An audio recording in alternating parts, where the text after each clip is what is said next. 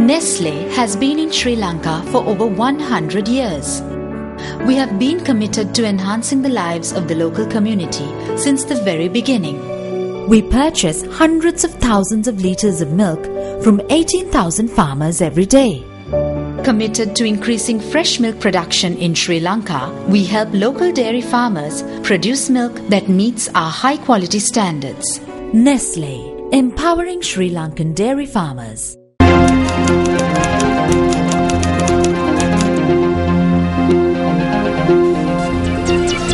A very good evening and welcome to Primetime News live from the Newsfirst studios here in Colombo. I'm Madhushka Balasuriya. I'm Stephanie Lazarus. Before we go into your stories in detail, let's start off with a look at tonight's headlines.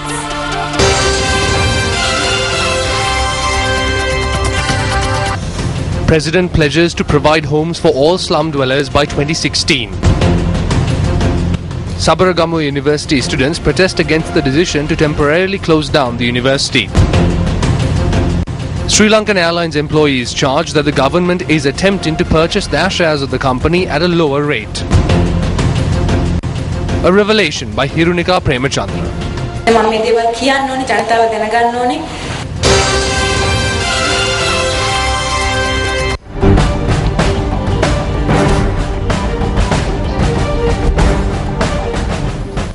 Today is World Habitat Day. Speaking at an event, the President has declared that every citizen will be living in houses rather than thatched huts by 2016. This event was held under the theme Jana Vasa Handak, Jana Sevenin Hetak. The unveiling of the National Housing Policy was held in line with World Habitat Day 2014. These were presented to 500 recipients of houses in the Colombo, Kalutara and Gampa districts. The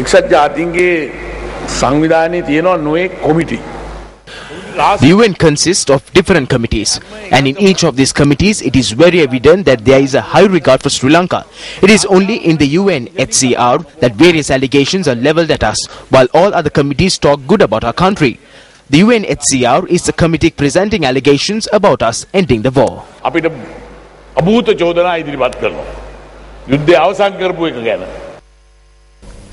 Minister S.P. Disanayake has warned that a number of students will have to face punishment for the incidents that transpired at the Sabaragamu University. The students of the university staged a protest against the quality of the students' hostels when the minister arrived at the location to declare open the new student hostels. The Sabaragamu University has been closed down temporarily. Sabaragamu University students staged a protest in the Bambahina junction along the Badula Colombo main road. The protesters claimed that there are a number of shortcomings in the new students' hostel. Minister of Higher Education S.B. Disanayake arrived at the location to declare open the hostel. However, the students obstructed his path and carried out their protest. The students demanded for a meeting with him. However, the minister did not provide a favourable response.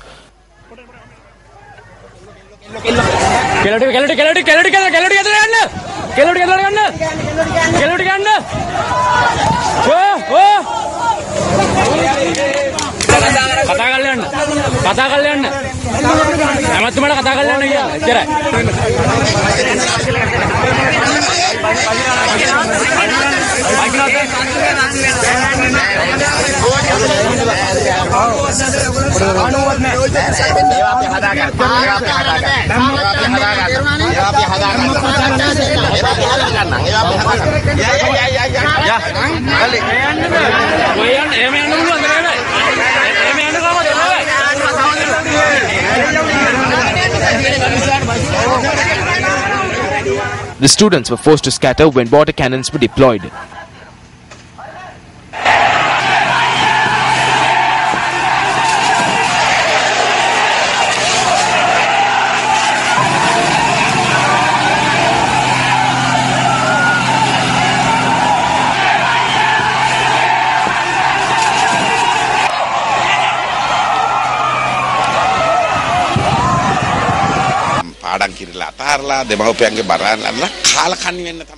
These students have abandoned their studies, abandoned their parents' efforts and are trying to become useless.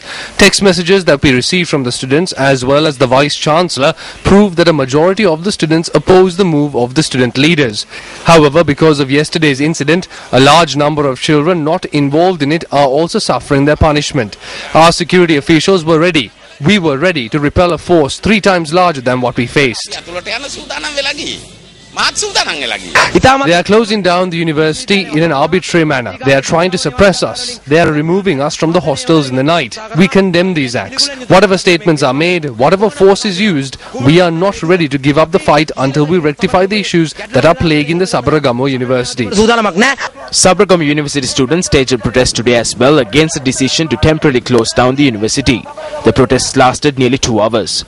They dispersed after conducting a meeting.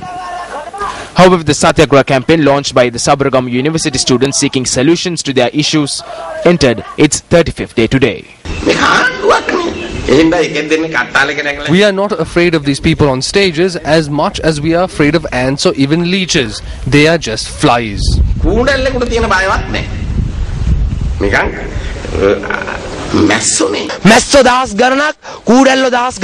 If thousands of flies, leeches or ants march on Colombo and start to bite him, then he won't be able to make such a statement. Let us see.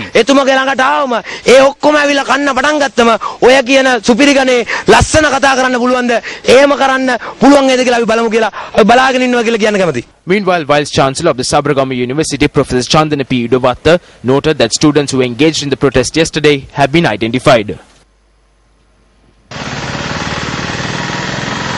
I've received a large number of text messages yesterday from my officials and female students residing at the Singaraja hostel to save us from these individuals. We have identified who this student group is. There are both male and female students engaged in this. We can mete out the necessary punishments to them. Minister SP Disanayaka has been appointed to destroy the state university system. This torturer is seeking revenge from these students. A group of political henchmen have been appointed as vice-chancellors. SP Disanayaka's son has been appointed to the board which takes decisions on the quality of private universities. Individuals like SP Disanayaka who have no political ethics have been entrusted with this to destroy it. UPFA Western Provincial Councillor Hirunika Premachandra today revealed something about her political career that she had not revealed to the public before she made this revelation while addressing the 3rd year commemoration of her late father. A group including politicians attended this function which was held near the statue of late Bharata Lakshman Premachandra in Kolonava.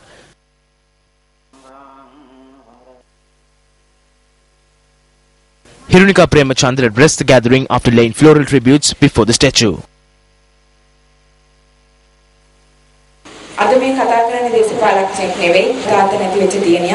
I'm not speaking as a politician today. I'm speaking as a daughter who lost her father.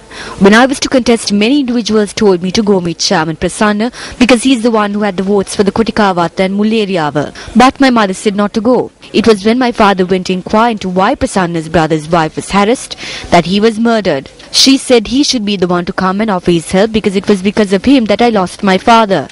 Then I told my mother that he must be waiting until we come and ask for his help. Thereafter I went to Chairman Prasanna along with my mother and a large group. We asked for help. He promised to help. Thereafter the election campaigning commenced. Then I started getting calls from various locations. They accused me that I am not like my father as I give false promises and don't attend meetings. They asked me why I avoid meetings. In truth, I didn't even know of these meetings. Then I found out that some have organized meetings saying that I would be attending to make sure that there are people at these meetings. When there are people, I'm not informed of the meetings. Finally, people blame me. I need to say this because I never avoided people.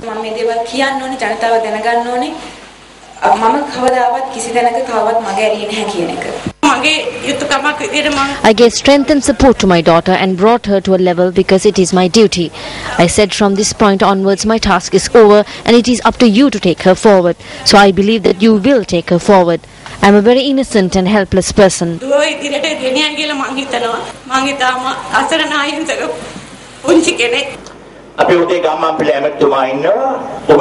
Udaya Gammampille is here. You two contested the provincial council election. If you spend 9.8 million rupees on the election, then how much would others have spent? There are some who spent 170 million. Those who spent for the election must now earn the money that they spent. When they try to do this, they direct their attention to various sides. We cannot allow this. We cannot allow this system to go ahead any further. Journalists must report all this. One such person who tried to do this in Uva was hospitalized after he was assaulted. This savage political system must be eradicated from this country. Now they go to New York and beat each other. Many have forgotten the year 1994. It was he who organized the entire Colombo district, including Colombo, and became a driving force of the People's Alliance against then strong government. It was he who made this change. But today, many had forgotten who took the initiative to establish a change. Minister Basil Rajapaksa notes that the Sri Lanka Freedom Party has emerged as a strong party due to the programs that have been implemented since 2005. The minister made this statement today when declaring open an SLFP party office in Colombo. The Eastern Colombo SLFP office was declared open this morning under the auspices of Minister Basil Rajapaksa. A number of ministers and parliamentarians, including Minister Susir Premajayantha, attended the event.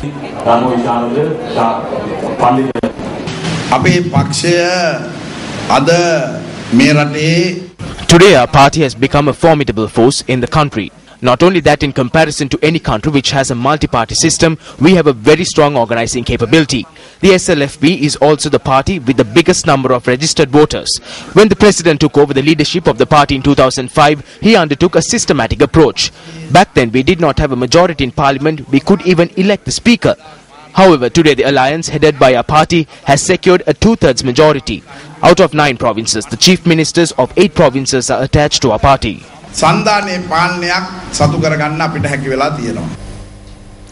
UNP General Secretary Tissatha Nayaka notes that a joint platform is being created to achieve victory at the presidential election. He made this statement during a media briefing held today. I believe that by the end of October we will be able to reach a final decision on a joint platform. Our main aim is to abolish the executive presidency and to restore democracy. If we are to achieve these goals, then we must win the presidential election.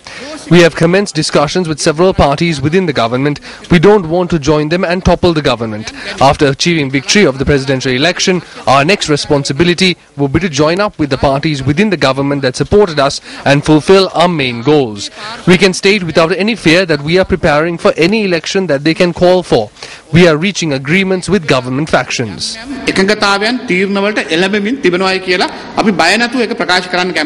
A journalist inquired about the possibility of a common candidate.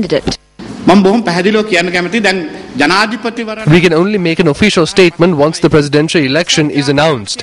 We should focus on our primary goal. We should not be concerned with who will be contesting, under what symbol they will contest, or what color they will choose.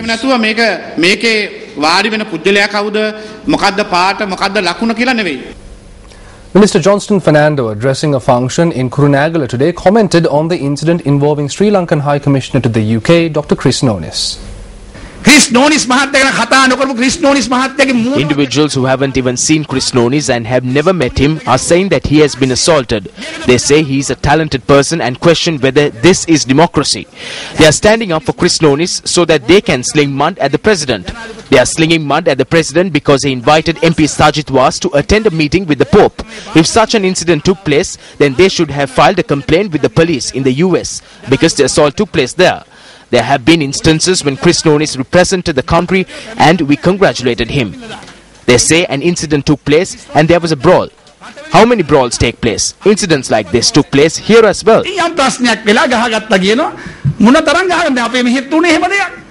Muslims in Sri Lanka are celebrating the festival of Hajj, also known as Eid al-Adha. This day is celebrated to commemorate unity and peace and takes place at the end of the Hajj pilgrimage. The Hajj festival is an important day in the Muslim calendar as it symbolizes the festival of sacrifice. According to Islam, Muslims from all over the world travel to Mecca, which is the birthplace of Prophet Muhammad, at least once in their lives to offer prayers at the Kaaba, and then travel to Mina and Arafat as part of their pilgrimage. Muslim devotees engage in religious observances across the island in view of Hajj. In Colombo, Muslim devotees were seen engaging in religious observances in the Devataga Mosque this morning.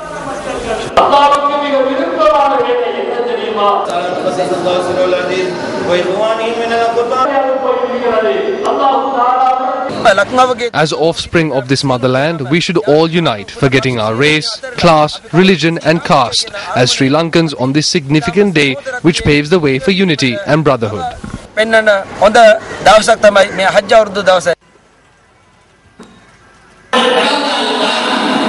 Our cameras captured the manner in which Muslim devotees were engaging in religious observances across the island.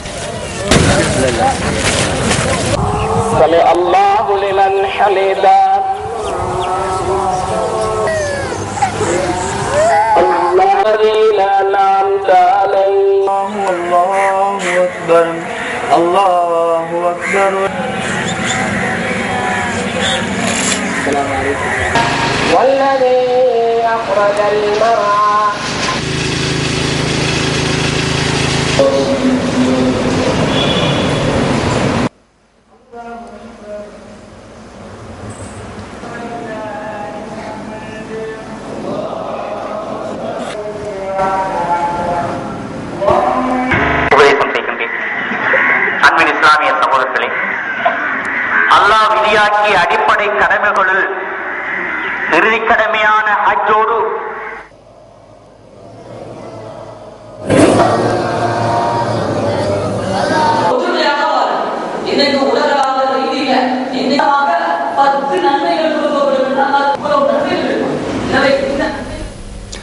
Shareholder employees of Sri Lankan Airlines charge that the government is attempting to buy back their shares of Sri Lankan Airlines Limited at a very low rate. They charge that the government is attempting to purchase employee shares at a rate of 50 rupees.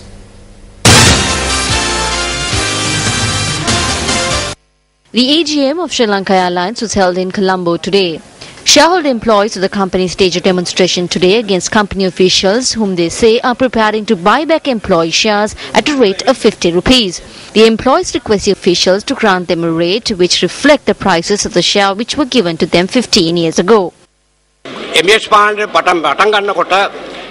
When Emirates took over, they gave shares to our employees. The price of a share at that time stood at 248 rupees. However, today they have estimated the price of a share to be 50 rupees. As shareholders, we completely oppose this. The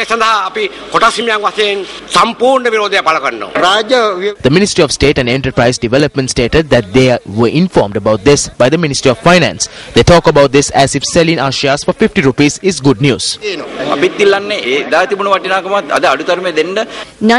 95.21% shares of Sri Lankan Airlines belongs to government. 0.53% of the shares belong to employees, while the remaining 4.35% of shares belong to 3 state banks and the EPF.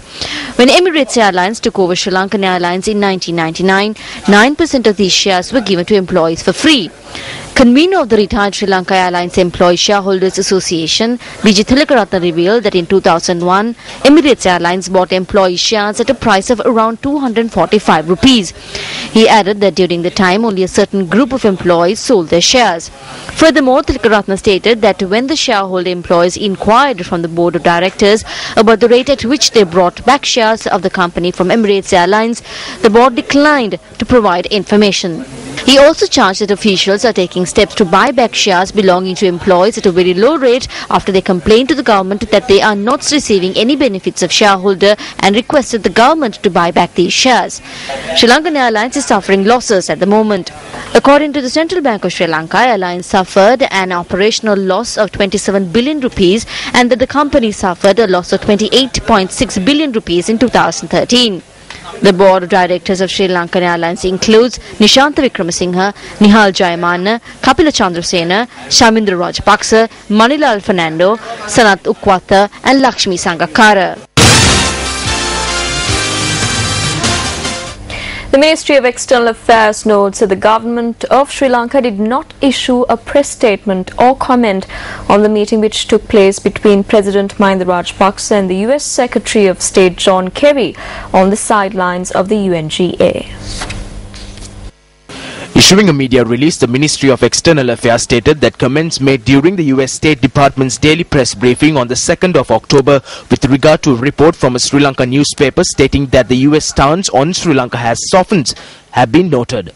The ministry notes that any reference in the media to the contents of this discussion are of a speculative nature and does not in any way reflect the view of the government of Sri Lanka. The release further notes that reference to this meeting has been published in the schedule of State Secretary Kerry, which is in the public domain. The media release by the Ministry of External Affairs also notes that the government of Sri Lanka appreciates this meeting having taken place as a dialogue has now begun at high level, which befits the importance attached to the bilateral relationship and for its further strengthening. The release was issued by the Ministry of External Affairs in reaction to a statement issued by US Department spokesperson Jen Psaki that the US position on the human rights situation in Sri Lanka has in no way softened in the aftermath of the meeting between US Secretary of State John Kerry and President Mahinda Rajapaksa. Staying in foreign affairs, a special function was held in Colombo today to declare open a new visa centre for the UAE. This is incidentally the first visa centre to be opened outside the UAE by the government of the UAE. The visa centre will cater to Sri Lankans who have been employed in the United Arab Emirates by way of granting employment visas with ease. Minister of External Affairs Professor G.L. Piris was the chief guest at the event. The opening of the new UAE visa centre aims to improve issuing UAE visa to the people and residents of Sri Lanka. It shall as well support the labor's entry to the United Arab Emirates by speeding up their visa process through the e-gate of UAE terminals. I am confident that opening the new visa center will reinforce the good brotherly relation our both countries enjoy and strengthen means of the cooperation at all times. This is a historic occasion about which Sri Lanka has every legitimate reason to be proud and happy. The United Arab Emirates has chosen our country, selected Sri Lanka, to open the first visa center. It is probably the most efficient visa process which I have ever seen anywhere. Now, when I say that I am unreservedly happy about this, I am not at all surprised. Because what we have between our two countries is a truly exemplary bilateral relationship which straddles all sectors, Your Excellency, of public policy. And the UAE has over the years, on every occasion, particularly in the Human Rights Council in Geneva in March this year, the UAE has been a pillar of strength because there has been total understanding of the nuances of the Sri Lankan situation, and we are greatly appreciative of the strong and consistent support that we have received from the United Arab Emirates. UNHCR Sri Lanka says that it has taken steps to inform the Department of Immigration and Immigration of Asylum Seekers whose cases have been assessed and rejected on a monthly basis. Reuters reported this past weekend that the Sri Lankan government had requested the assistance of the United Nations Refugee Agency or UNHCR to resettle scores of asylum seekers. Sri Lankan envoy to the United Nations in Geneva, Samantha Jayasuriya, in a statement to the UNHCR Executive Committee said that over the last 2 years, Sri Lanka has seen a 700% increase in the arrival of asylum seekers, adding that those whose applications were rejected should be resettled to a third country. When Newsfirst contacted the UNHRC for a comment on the matter, they said that they have taken steps to increase its own capacity to process more asylum applications. They, however, added that while they encouraged asylum seekers whose cases have been rejected to return home voluntarily, they do not have a role in deportation. According to the UNHCR, at least 88 Pakistanis have been deported since the 1st of August in what the agency said was a breach of international law. Meanwhile, the International Service for Human Rights and Forum Asia have submitted a new report to the UN which states that human rights defenders and others working to promote truth, justice and accountability in Sri Lanka face a systematic pattern of threats, harassment, intimidation and violence. The report documents over 20 cases where human rights defenders have been attacked by state and non-state actors in connection with their work.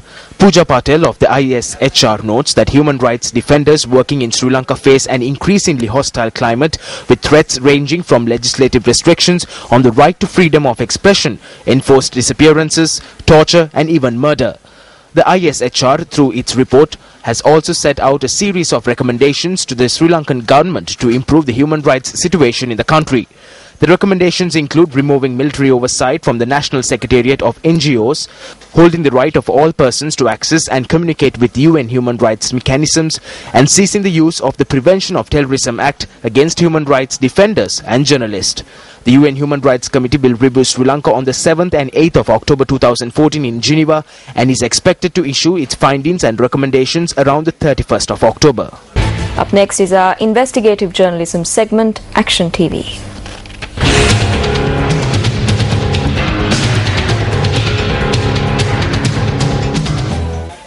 Navagampura of Ampara is a special area when considering the country's state administration, as it is the Grama Seva division with the highest population. Navagampura is situated 2 kilometers from Ampara, and considering the needs of 2,500 families who live in Navagampura, the SLFP has deployed a bus to cover this distance. It is in year 2006 that this road, which was a sand road, was developed and widened up to 12 feet under the Northeastern Rural Development Program. The first 500 meters of this road, which has around 10 by roads that stretches to both directions, has some importance. It is within this 500 meters that the office of the Regional Health Service, chest clinic of the Ampara General Hospital, mental health care unit of the hospital, its drug storage facility, nursing school of Ampara and the Ayurveda hospital are situated.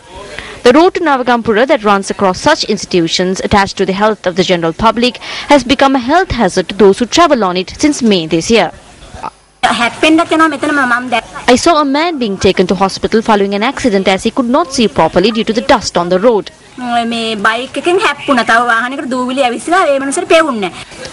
The contractor who undertook the responsibility to carpet 1.5 kilometers of the road had laid the ABC mixture on the road. However, he had not returned to Navagampura since May.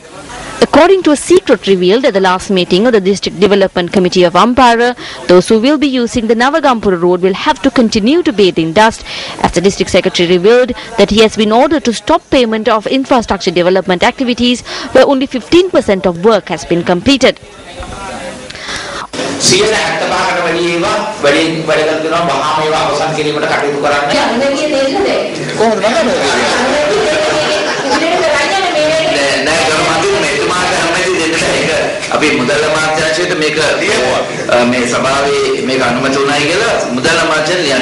Are they trying to teach a lesson to incompetent contractors by allowing the general public to continue to suffer from the incompetency of contractors?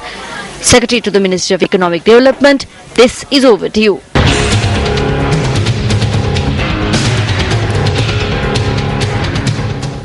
Corn farmers in the Polonnaruwa district charge that they are unable to sell their produce at a satisfactory price and are facing many hardships as a result of this. But has the price of corn reduced in the market? News First takes a look.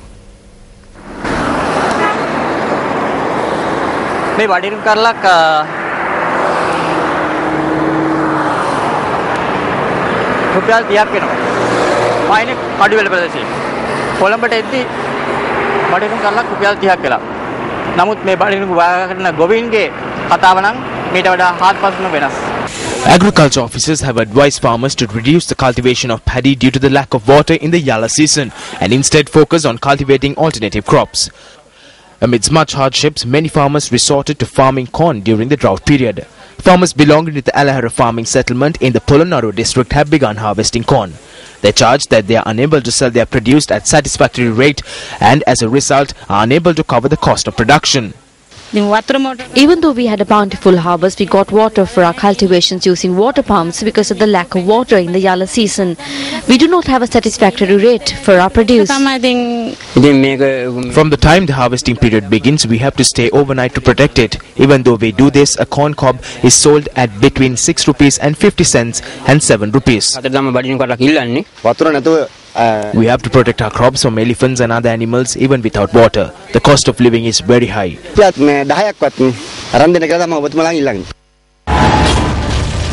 Several instances reported where farmers were unable to sell their produce. Milk from Norelia drained into the Hatnoya as dairy farmers are unable to sell their produce. Farmers destroyed their plant and harvest in the Baravakumbara fair as they were unable to sell a kilo for at least a rupee. Unsold vegetables thrown away in Dambulla. A variety of vegetables discarded from the Dambulla Economic Centre. Farmers in Dambulla, Matale and Alhara inconvenienced as they were unable to sell their big onion produce for a fair price. For the attention of agrarian officials. 2 women who attempted to travel overseas were sent back from the Katnaik International Airport last evening. Police media spokesperson SSP Adithrona said that they were sent back after presenting false information to officials. The police noted that the 2 women who attempted to travel to Switzerland were behaving in a suspicious manner and were observed by the Terrorist Investigation Division. It was revealed that one of the women was said to be Gopi's wife. Gopi was a member of the LTTE who attempted to rekindle the terrorist organization once again. His wife was to travel overseas on a request made by the diaspora. She stated that her husband died in Anuradhapura due to a cancer. When we made further inquiries into this, it was later revealed that she was arrested after the death of Gopi. Therefore, her overseas trip was restricted under the immigration and immigration regulation. Furthermore, another woman who was also attempting to fly to Switzerland was behaving in a suspicious manner. She previously worked at a pharmacy belonging to the LTTE. Both of these women were sent back. We are conducting further investigations into this incident.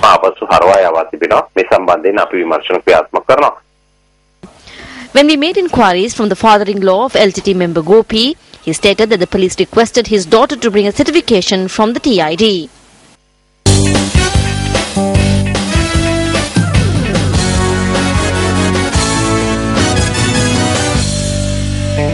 In your sports news tonight, Sports First has received information that a member of the Sri Lankan beach volleyball team and a member of the Sri Lankan hockey team have disappeared after competing in the Asian Games.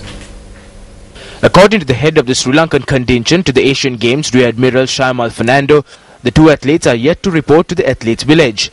Johnston Fernando noted that he is currently in South Korea and that he intends to arrive in the island today.